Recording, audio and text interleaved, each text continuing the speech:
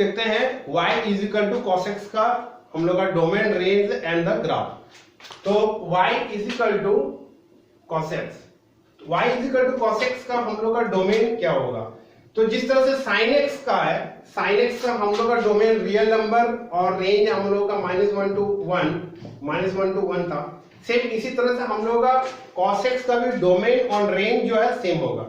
ठीक है, अगर हम लोग का कॉस एक्स में भी अगर देखा जाए, कॉस एक्स का भी अगर हम लोग निकालें सर्कल से, तो ये कॉस एक्स साइन एक्स,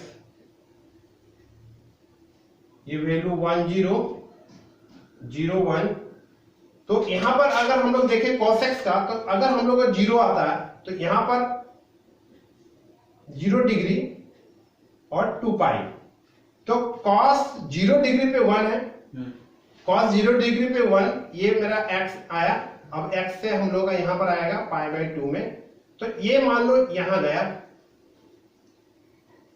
फिर ये राउंड होके यहां आएगा, फिर ये राउंड होके यहां आएगा, इस तरह से वो घूमेगा। मतलब 0 से π/2 से पाई, फिर 3π/2, ठीक है, फिर 2 पाई, फिर वो आएगा यहां पर, तो फिर 2 पाई ऐड कर दीजिए, 2 pi plus π/2 is equal to 5π/2। फिर यहां पर आएगा तो हो जाएगा 7π/2, फिर यहां आएगा तो हो जाएगा 9π/2, फिर यहां आएगा तो फिर हो जाएगा 3π। इस तरह से वो राउंड करता चला जाएगा। कहां तक जाएगा? वो इस तरह से राउंड करता चला जाएगा। तो वो मैनुअली अगर जाएगा तो कहां तक जाएगा? 0 to π इंफिनिटी तक जाएगा, प्लस इंफिनिटी तक जाएगा, 0 से लेके प्लस इंफिनिटी तक जाएगा, क्योंकि वो हम लोग का एंटी क्लॉकवाइज है, प्लस डायरेक्शन में जा रहा है, हम लोग का पॉजिटिव में जा रहा है। अब इसी को अगर हम लोग मिटा के क्लॉकवाइज में अगर हम लोग देते हैं, क्लॉकवाइज में, तो क्लॉकवाइज में भी अगर इस तरह से घूमेगा, इस तरह से घूमता चला जाएगा, तो वो कहां तक जाएगा? माइनस इंफिनिटी से 0 तक जाएगा। और माइनस इंफिनिटी से प्लस इंफिनिटी हम लोग जानते हैं कि ऑल रियल वैल्यूज होता है। ठीक है, तो इसलिए इसका भी डोमेन जो है वो हम लोग का कितना होगा? रियल नंबर ही होगा।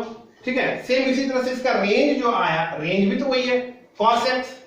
cos x तुम्हारा कितना है? cos x का cos x तुम्हारा, तो cos x अगर यहां आते हैं तो cos x यहां पर π/2 पे 0 है ना, और यहां पर हम लोगों का कितना है? यहां पर 1 है।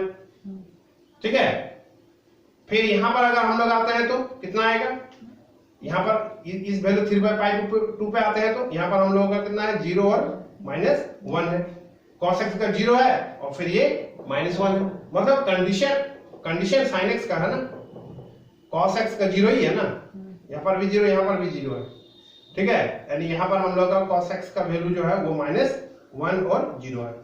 ठीक है, तो यहां पर भी हम लोग का जो रेंज जाएगा वो भी हम लोग कहां तक जाएगा? -1 से 1 ही जाएगा, सेम टू सेम ही जाएगा।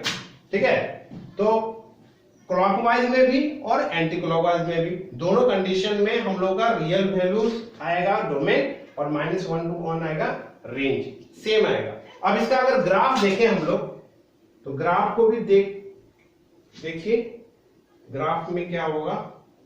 ठीक है, तो ग्राफ में हम लोग का क्या है?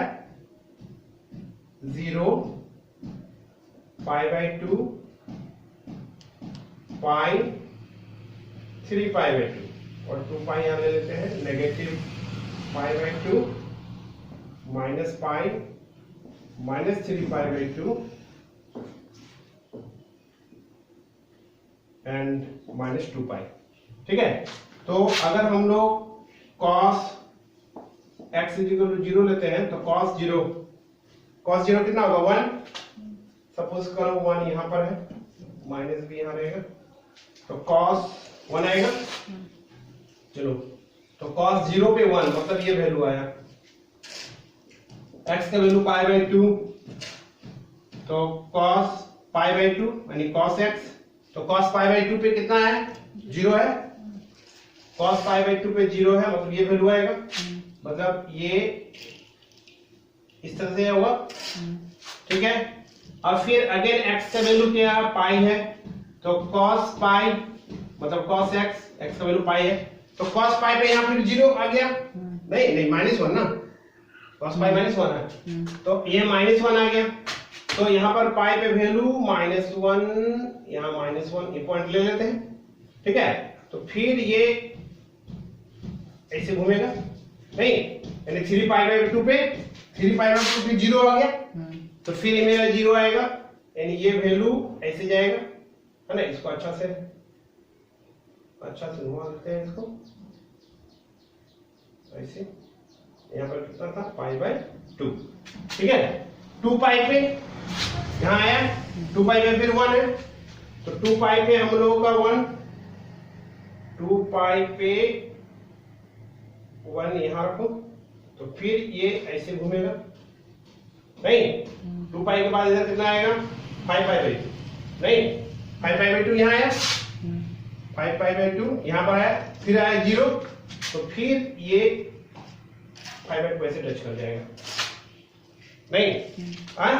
सेम इसी तरह से नेगेटिव की ओर जाएंगे, नेगेटिव की ओर जाएंगे तो ये π/2 पे ऐसे आया, ये -1 पे आएगा, ठीक है। 3/2 पे 0, 3/π/2 0, फिर 2π पे 1 ऐसे घुमाएगा, और अगर यहाँ पर -5π/2 लेते हैं तो फिर ये 0 होके ऐसे जाएगा, ठीक है।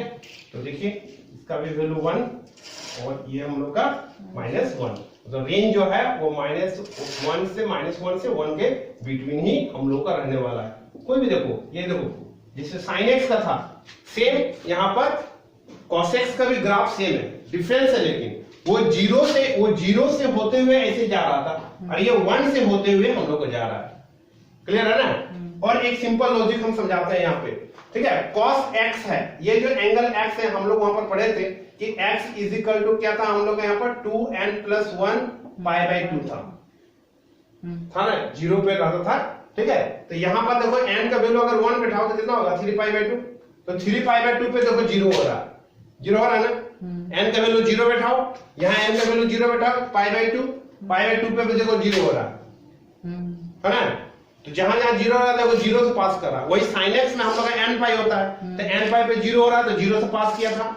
फिर हम लोगों का अगर 1 बैठाओ, ठीक है, तो फिर पाई पे हम लोग का पाई पे फिर पास किया था sin x का। तो दोनों में बस इतना ही डिफरेंस है, लेकिन डोमेन और रेंज जो है वो दोनों का sin x का cos x का कैसा है, सेम है, ठीक है।